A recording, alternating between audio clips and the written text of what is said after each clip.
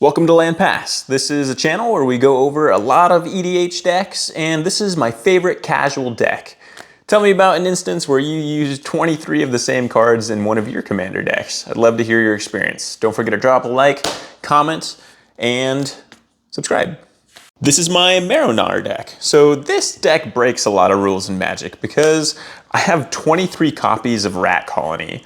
I know that technically it doesn't break a rule because on this card it says a deck can have any number of cards named Rat Colony.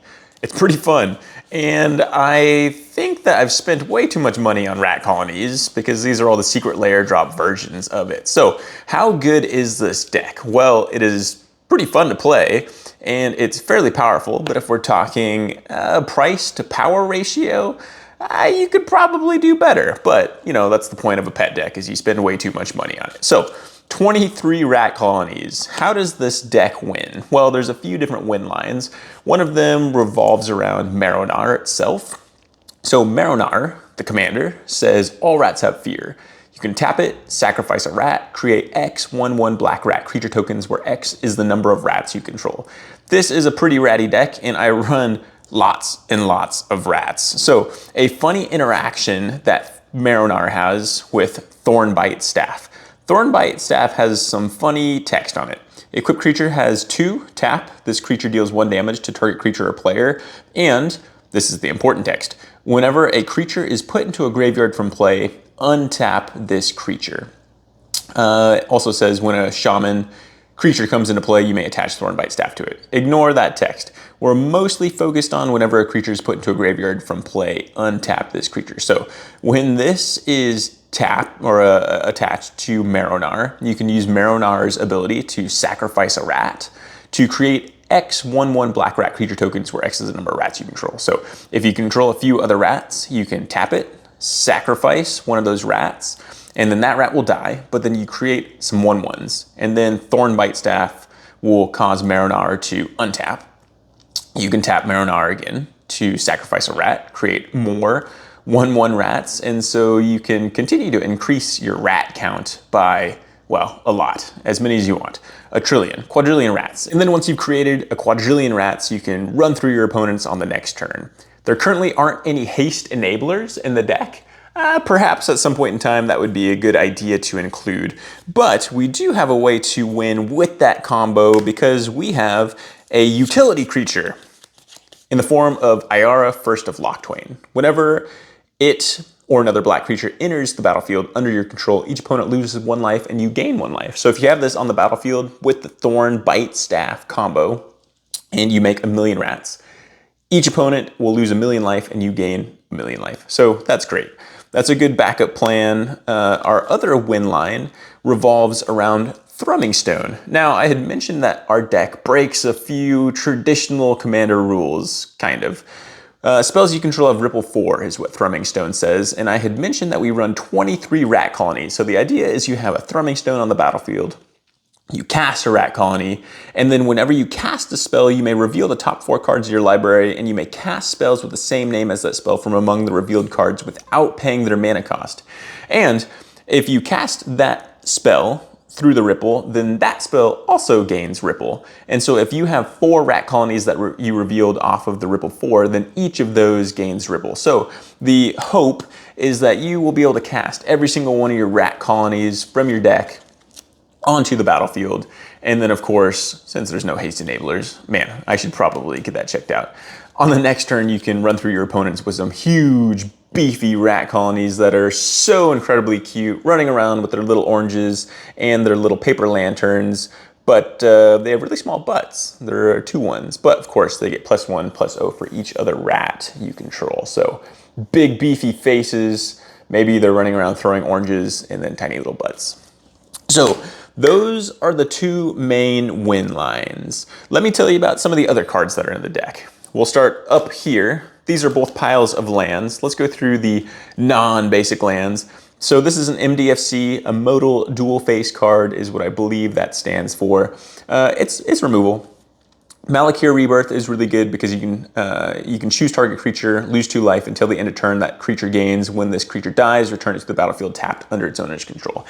This deck revolves around sacrificing your super cute rats. I know that technically they die and go to the graveyard, but I try to not think about that too much because they are so cute. So I just think that they're, you know, going on a little adventure or something like that.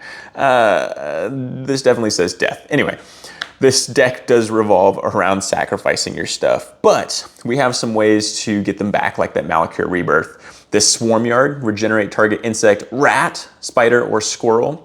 Ignore the insect, spider, squirrel part. Mostly 99.99% of the time it's the rat.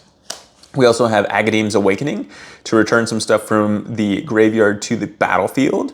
When Marrow-Gnawer is out, people often kill it. So we have a lot of ways to try to return them from the graveyard to the battlefield.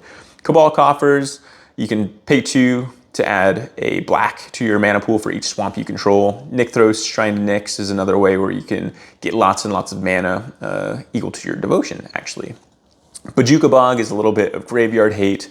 Dracula's Tomb, I mean, come on now. There's lots and lots of rats in Dracula's Tomb, but you can sacrifice a creature, a rat, to add 2 black to hopefully pump out your commander a little bit earlier. Crypt of Agadeem enters the battlefield tapped, unfortunately, but you can pay 2 to add a black for black to your mana pool for each black creature card in your graveyard. Our rats die, and there's going to be a lot of rats in the graveyard, so hopefully that works.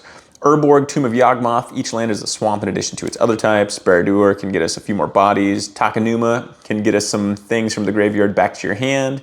Witch's Cottage does something similar. Castle Loch Twain is some card draw. Something that this deck struggles with is card draw, so this is a little bit of help. Throckmor's Salvage, it has Dredge. Dredge is pretty good to get more stuff into the graveyard and then hopefully out of the graveyard at some point. This land gives target legendary fear until the end of turn. Command Beacon, I mentioned that Marrow-Gnawer dies a lot, so the command tax can get pretty steep. Those are the non-basic lands. We have a bunch of basic lands that are very, very beautiful. The Kamigawa full art lands, so great. I think the little rats came over and stole these little paper lanterns and are now running around with them. Kind of cute, kind of cute. Coat of Arms. Each creature gets +1/+1 for each other creature on the battlefield that shares at least one creature type with it.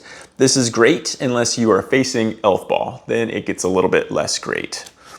Here's some of our removal pieces, because as much as our rats die, we want everybody else's creatures to die. Feed the Swarm, Bitter Triumph, Board Wipe in the form of Damnation, Sudden Spoilings. I face a lot of stack decks, and I don't like stack decks. So I try to use Sudden Spoilings to get annoying pieces of stacks off the battlefield for a turn. Or if a bunch of creatures block our rats, we can also beat up all the creatures because their power and toughness are then 0/2, and they'll die.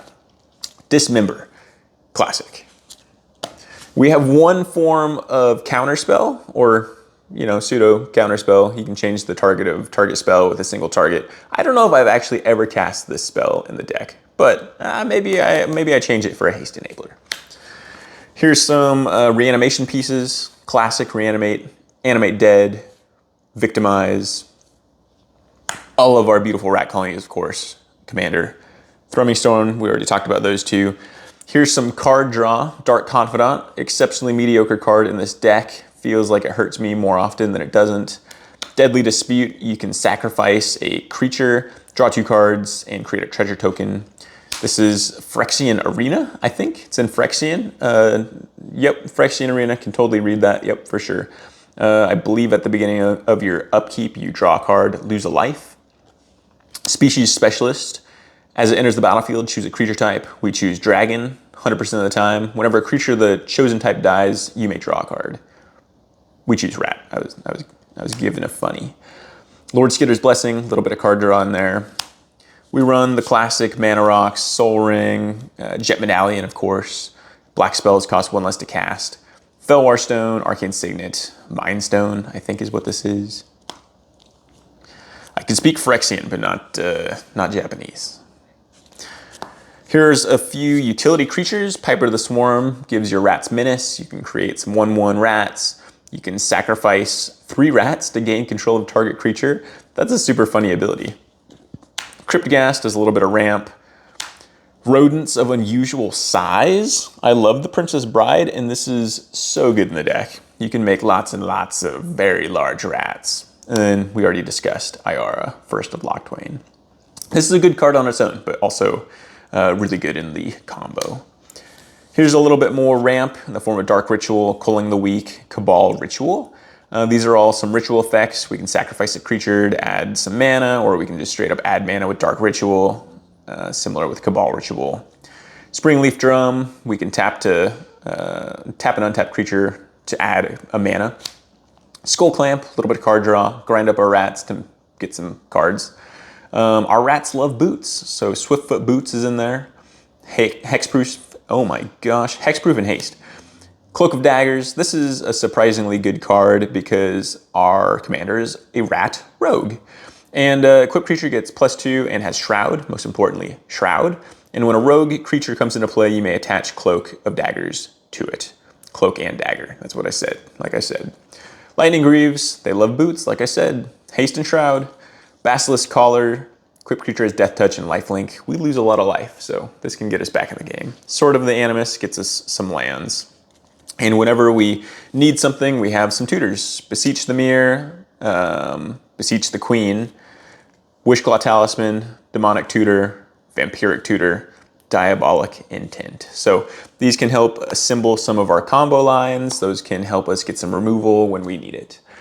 That is the deck. This is a super fun deck to play. Highly recommend it. Don't highly recommend spending a bunch of money on these secret layer rat colonies because they are spendy. Spendy, but ton of fun. So if you have a buddy that has this deck, I would very highly recommend that you borrow it from them and play it. Try it out. But that is how 23 rat colonies can win the game. Thanks for watching. Don't forget to drop a like, subscribe, check out some of the other videos. Peace.